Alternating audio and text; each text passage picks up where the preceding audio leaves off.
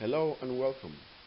My name is Igboanusi. I teach ethics in the Department of Philosophy at the Imo State University in Owerri, Nigeria. My topic is patient's autonomy and paternalism towards a covenant model in medical ethics.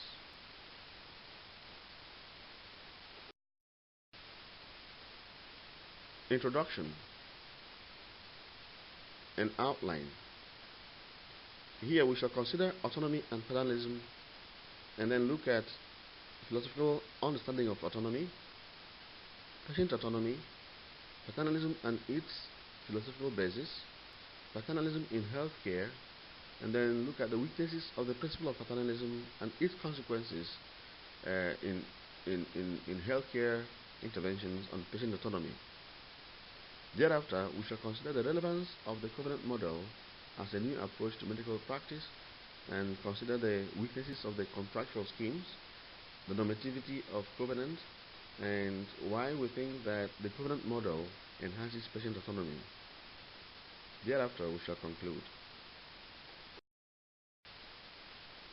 Now, as a background, rising healthcare costs has arisen because of medical malpractice suits, legal challenges that are given to health management organizations and doctors on account of abuses in healthcare. So over the years, financial interests have also threatened to chase doctors into a reclusive corner. In some healthcare communities, policies have been established, as contracts between doctor and patient, and sometimes between the doctor and the healthcare organizations. So these issues force a review of moral principles in medical practice and suggest the importance of strengthening a new model of covenant in the doctor-patient relationship. As well, the principle of autonomy of the person is a highly valued principle in morality and in societies. So it's aligned with the principles of beneficence, truth-telling, and totality and integrity of the person. So this principle of autonomy provides the basis for a defense of a person's freedom over his or her actions or physical body.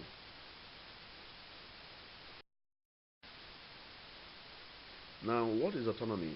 Autonomy, from its Greek roots, simply means self-rule. It invokes the notions of self-governance, individualism, liberty, privacy, free will, rights, and responsibilities. And some philosophers like Aristotle, Immanuel Kant, and Thomas Aquinas have proposed that because the person has a rational faculty and free will, he has autonomy, and that autonomy has to be respected, and in fact it is the basis of human rights and responsibilities.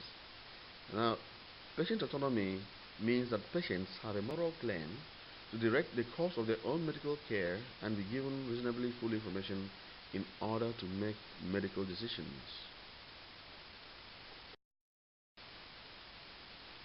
Paternalism and its philosophical basis. Paternalism simply means playing the role of a father. In modernity, it arose out of the socialist conception of the state as a family, and the government therein is given the rational power to protect the common good and secure the rights of individuals within it.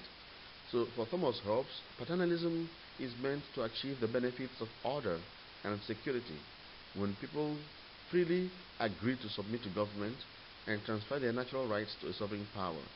Hobbes believed that before civil society came, man was wolf to man, there was continuous strife, and so people had to yield their will to the sovereign in order to secure order and security for everyone.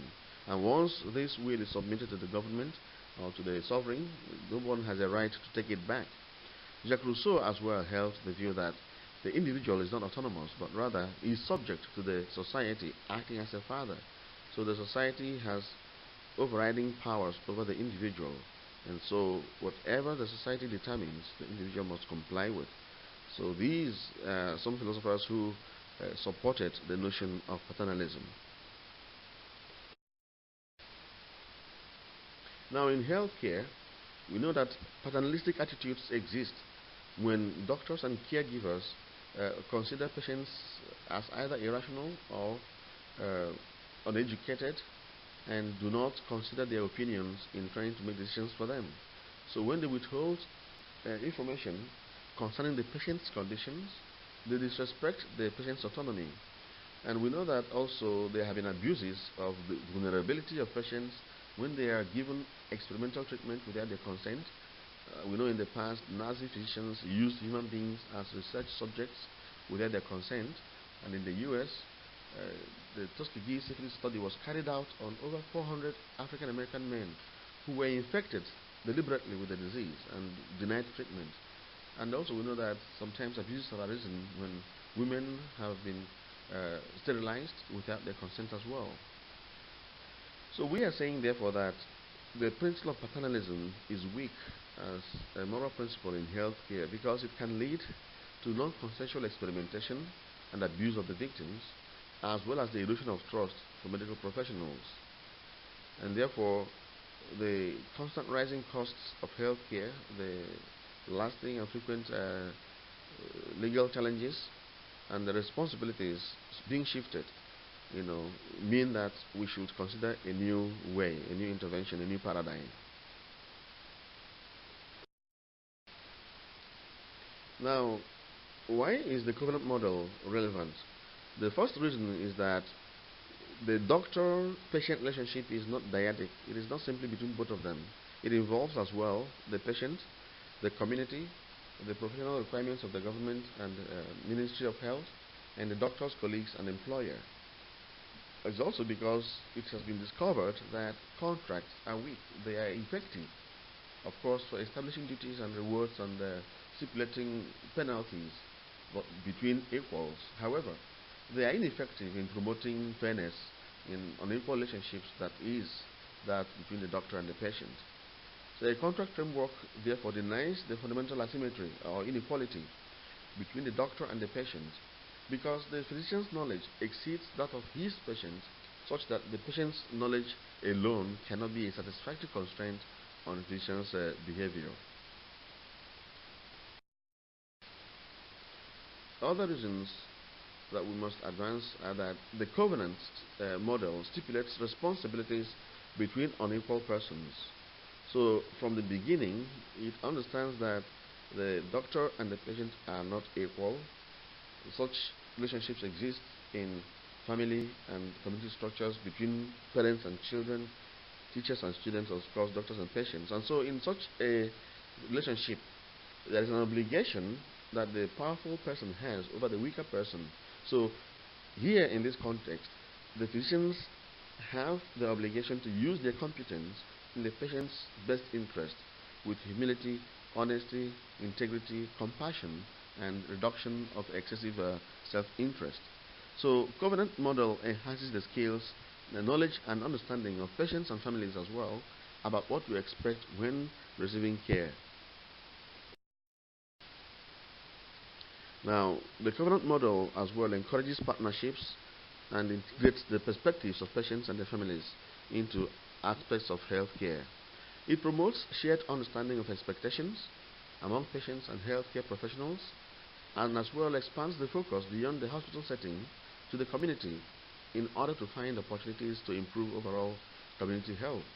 The covenant model promotes better healthcare outcomes because in studies carried out by the American Hospital Association, their report shows that readmissions and admissions for pediatric asthma and emergency department visits fell by 50% in 7 years, and the return on investment, quadrupled.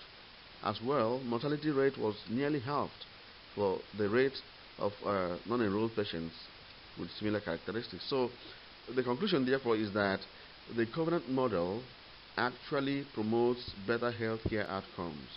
So, when patients are involved in their treatment, when they are informed about their condition and they understand the reasons for a course of treatment, they are more likely to follow the prescriptions of the doctors. However, patients can get turned off when they don't understand the treatments that they receive, or when the autonomy is denied and paternalistic attitudes prevail. When that happens, it is a no-no for everybody.